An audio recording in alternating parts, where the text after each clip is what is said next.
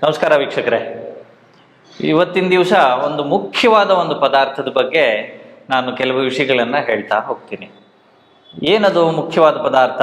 ಮಕ್ಕಳಿಗೆಲ್ಲ ಇದು ತುಂಬ ಇಷ್ಟ ಆಗುತ್ತೆ. ಇನ್ಫ್ಯಾಕ್ಟ್ ದೊಡ್ಡವರು ಕೂಡ ಇದನ್ನು ತಿನ್ನೋದಕ್ಕೆ ಇಷ್ಟಪಡ್ತಾರೆ. ಸಾಮಾನ್ಯವಾಗಿ ಅಂಗಡಿಯಿಂದ ತಂದಿಟ್ಕೊಂಡು ಮನೇಲಿ ಯಾವಾಗ ಬೇಕೋ ಅವಾಗ ಯಾವುದೋ ಒಂದು ಸ್ವೀಟ್ಗೋ ಅಥವಾ ಹಣ್ಣಿನ ರಸಕ್ಕೋ ಹಾಕ್ಕೊಂಡು ನಾವು ಅದನ್ನು ಉಪಯೋಗಿಸೋದುಂಟು. ಏನಿದು ಪದಾರ್ಥ ಡಾಕ್ಟ್ರ್ ಹೇಳ್ತಿರೋದು ಅಂತ ಹೇಳಿದ್ರೆ ಜೇನುತುಪ್ಪ, ಹನಿ. ಜೇನುತುಪ್ಪ ಸಾಮಾನ್ಯವಾಗಿ ನಾವು ಆಹಾರದಲ್ಲಿ ಬಳಸ್ತಿರ್ತೀವಿ, ದೇವಸ್ಥಾನಗಳಲ್ಲಿ ಅಭಿಷೇಕಕ್ಕೆ ಬಳಸಿದ್ದು ತೀರ್ಥ ಪ್ರಸಾದದಲ್ಲಿ ನಾವು ತಗೋತೀವಿ.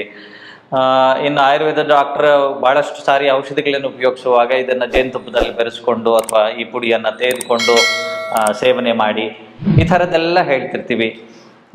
ಇದು ಜೇನುತುಪ್ಪ ನಿಜವಾದ ಜೇನುತುಪ್ಪ ಯಾವುದು ಅಥವಾ ಡ್ಯೂಪ್ಲಿಕೇಟ್ ಅಥವಾ ಸ್ಪ್ಯೂರಿಯಸ್ ಅಂತ ಹೇಳ್ತೀವಿ, ಸ್ಪೂರಿಯಸ್ ಹನಿ ಮಾರ್ಕೆಟ್ನಲ್ಲಿ ಬಹಳಷ್ಟು ಸಿಗ್ತಿರುತ್ತೆ.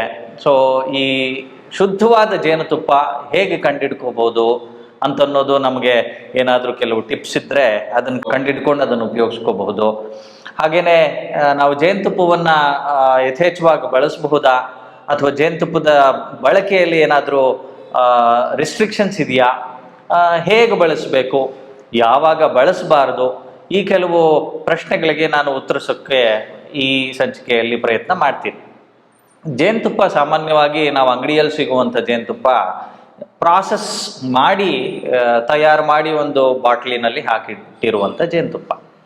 ಈ ಜೇನುತುಪ್ಪದ ಪ್ರಾಸೆಸ್ ಹೇಗೆ ಮಾಡ್ತಾರೆ ಅಂತ ಹೇಳಿದ್ರೆ ಅದನ್ನು ಬಾಯ್ಲ್ ಮಾಡೋದುಂಟು, ಅದರಲ್ಲಿ ಇಂಪ್ಯೂರಿಟೀಸ್ನ ಫಿಲ್ಟರ್ ಮಾಡೋದುಂಟು, ಹೀಗೆ ಹಲವಾರು ಪ್ರಾಸೆಸಿಂಗ್ ಮೆಥಡ್ಸ್ನಿಂದ ಅದನ್ನು ಶುದ್ಧೀಕರಿಸೋದುಂಟು.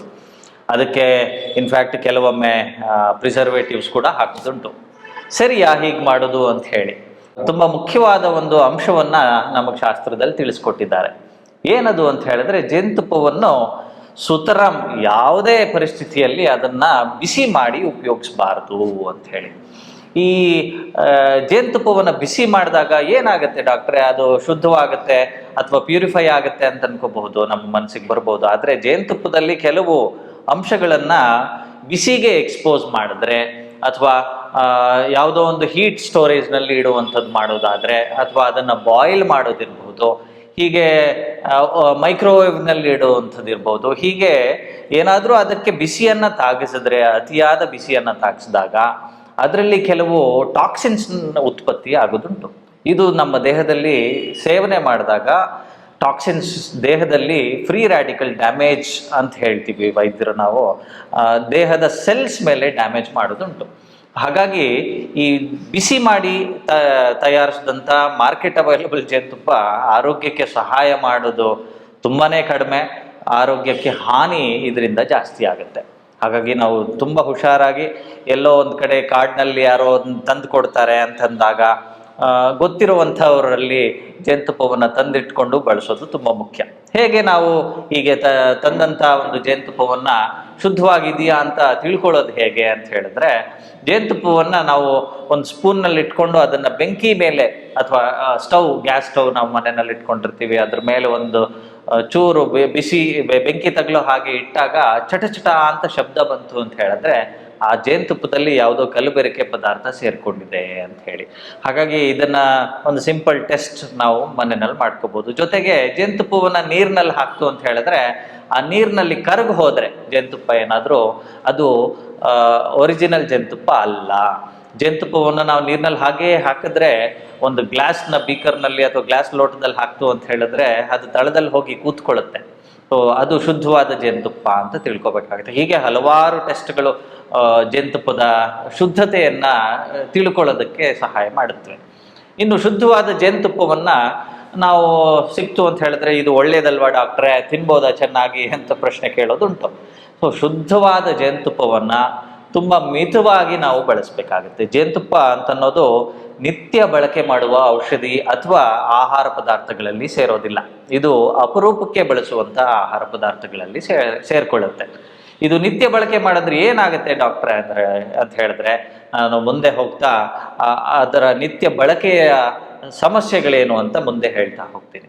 ಇನ್ನು ಬಳಸೋದು ಹೇಗೆ ಡಾಕ್ಟ್ರೆ, ನಮ್ಮ ಹತ್ರ ಶುದ್ಧವಾಗಿ ಜೇನುತುಪ್ಪ ಇದೆ, ಮನೆಯಲ್ಲಿ ಊರಿನಿಂದ ಮಲೆನಾಡಿನಿಂದ ತರಿಸಿದ್ವಿ, ಶುದ್ಧವಾಗಿ ನಮ್ಮ ಎದುರುಗಡೆನೆ ಕಿತ್ತು ಶೇಖರಣೆ ಮಾಡಿದಂಥ ಜೇನುತುಪ್ಪ ನಮ್ಮಲ್ಲಿದೆ. ಹೇಗೆ ಬಳಸಬೇಕು ಅಂತ ಹೇಳಿದ್ರೆ, ಕೆಲವೊಮ್ಮೆ ವೈದ್ಯರು ಹೇಳಿರ್ತಾರೆ ಶುದ್ಧವಾದ ಜೇನುತುಪ್ಪದಲ್ಲಿ ಈ ಚೂರ್ಣವನ್ನು ಸೇರಿಸ್ಕೊಂಡು ಉಪಯೋಗಿಸ್ಕೊಳ್ಳಿ, ಚೆನ್ನಾಗಿ ಪರಿಣಾಮ ಮಾಡುತ್ತೆ ಅಂತ. ಏನು ಇಷ್ಟೊಂದು ಆಯುರ್ವೇದ ವೈದ್ಯರು ಈ ಜೇನುತುಪ್ಪದ ಬಗ್ಗೆ ಹೇಳ್ತಾರಲ್ಲ, ಏನಿದರ ಪ್ರಾಮುಖ್ಯತೆ ಅಂತ ಹೇಳಿದ್ರೆ, ಜೇನುತುಪ್ಪದಲ್ಲಿ ಒಂದು ಉತ್ಕೃಷ್ಟವಾದ ಯಾವುದೇ ಪದಾರ್ಥದಲ್ಲಿ ಇಲ್ಲದೆ ಇರುವಂಥ ಒಂದು ಗುಣ ಇದೆ.